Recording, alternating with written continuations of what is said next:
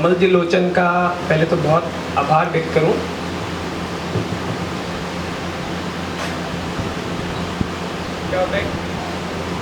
किसी भी कार्यक्रम में आप देखिए, कोई भी कार्यक्रम होता है तो मुख्य भूमिका जो होती है वो ऐसा बताते हैं एंकर अच्छा होना चाहिए उसमें। तो कल रात तक अंकल को चिंता थी कि भाई इसको पूरे प्रोग्राम को संचालित कौन करेगा। तो वैसे तो आपको पता ही है 24 घंटे ऊर्जा में रहते हैं अंकल, लेकिन ऊर्जा डबल हो गई इनके आने के बाद में। इन्होंने कहा मुझे चिंता नहीं है, अब ये कल सुबह सारा मंच अच्छे से संचालित हो जाएगा। कमल जी, मैं आपको बताना चाह रहा हूँ, ये कमल जी कोई भी काम एक अकेले व्यक्ति के हाथ से नहीं होता है। मेरी सिर्फ संकल्पना थी कि यहाँ पर कुछ करना है, लेकिन उसके बाद जैसे कि टीम जुड़ती जाती है सारी, तो टीम में एक के बाद एक, जैसे हमारे पास में आज हमारे सबसे पुराने सदस्यों में से अनिल जी बोहरा, जब हम लोग कुछ नहीं थे, स्कूल छोड़कर कॉलेज में आए थे हम लोग, और आप देखते हैं कि मेरे पिताजी वायुसेना में थे और जोधपुर में लगभग हमको कोई नहीं जानता था, और हमारे मकान मालिक आते थे हमारे घर पे, ये उनके साथ उनके दोस्त के रूप में आते थे। और ये बात है 91 की, और आज तक ये हमारे साथ में एक परिवार के मेरे बड़े भाई के रूप में आज तक हमारे साथ हैं। मैं आभार व्यक्त करना चाहता हूँ अनिल जी बोहरा का कि तब से लेकर आज तक कितना वर्ष हो गए, देखो आप 32 वर्ष हो गए। तो ऐसा माना जाता है कि किसी के दोस्त देखने चाहिए कितने पुराने हैं, और क्या देखना चाहिए, किसी घर में नौकर कितना पुराना है। तो जितने पुराने नौकर है वो बता देते कि मालिक अच्छे हैं ऐसा।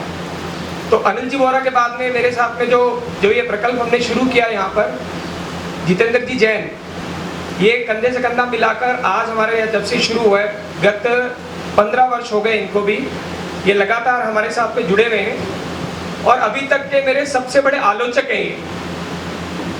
कल सुबह पहली बार जीवन में इन्होंने मेरी तारीफ करी, पहली बार, और वो भी इसलिए करी, तो आप पीछे भी शर्ट देख कर आए गाय का, वो बोले राकेश जी ये अच्छा लगा, बाकी आप जो भी करते हो इतना अच्छा नहीं होता है।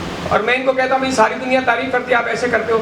बोले मैं नहीं चाहता कि आप अपने मार्ग से डिविएट हो जाएं और अपनी जगह पे बने रहें और काम तो करते रहें, क्योंकि अगर हम सब ने अच्छा अच्छा बताना शुरू किया तो आप वो नहीं पा पाएंगे जो आपको पाना है। इस तरह से हमारे जो अभी पिछले कई वर्षों में केवल जी कोठारी हमारे साथ लगातार जुड़े हुए हैं। हमारे पास में अभी अनिल जी लोहिया, जो गत करीबन 1 से 1.5 वर्ष हुआ, पहले हमारे यहाँ पर अनिल जी दादी जो होते थे, जो सारी आवाज़ देते थे, पिछले प्रोग्राम में आपने देखा होगा जो एंकर थे, वो भी कला के लिखने के धनी हैं और बोलने के लिए तो शायद भारत में वैसा वक्ता है नहीं। मैं किसी का नाम भूल जाऊं तो आप मुझे क्षमा करिएगा, जैसे जैसे नाम सामने आ रहे।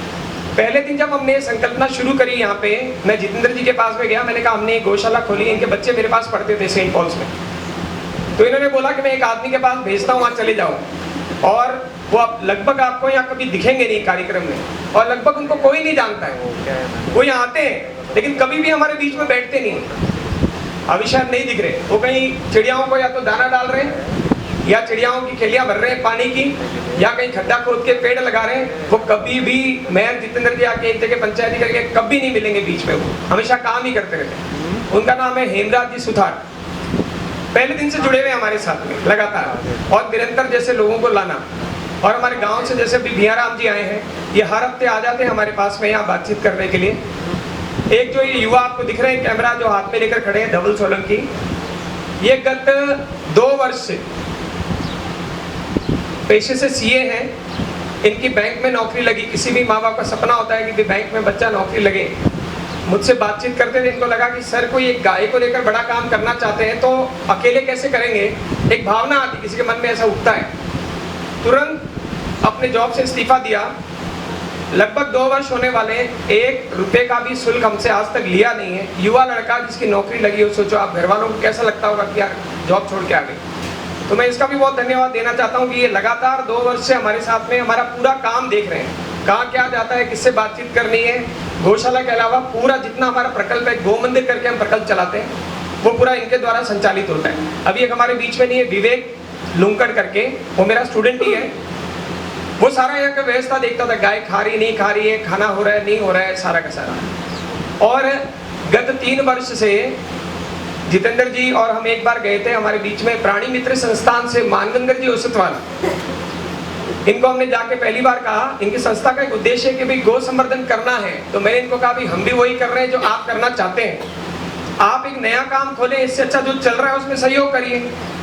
तो कभी कम पैसा होता है, इनके पास फंड नहीं होता, तो भी मैं जाके लड़ लेता हूँ और अंकल को कहता हूँ फ़ोन करो। फिर अंकल फ़ोन करते हैं कि मानवेंद्र जी जो पड़ा है दे दो, यहाँ चाहिए। तो मानवेंद्र जी ने आज तक कभी हमको किसी भी चीज़ के लिए मना नहीं करा। कभी जो भी पैसा चाहिए जीव दया का जो मैक्सिमम फंड ये कहीं पर भी देते हैं तो हमें देते हैं। ये लिस्ट बहुत लंबी है। जैसे आपने पिछली बार देखा हमारे यहाँ ज्योति जी थी, ये भी अनावरण देखा आपने, ये मूर्ति आई थी, इसको पूरा तैयार उन्होंने किया, 1 महीना लगकर यहाँ पूरी सजावट करना। पिछले प्रोग्राम में आपने देखा होगा यहाँ पे। ये किसका फ़ोन है, आपका है?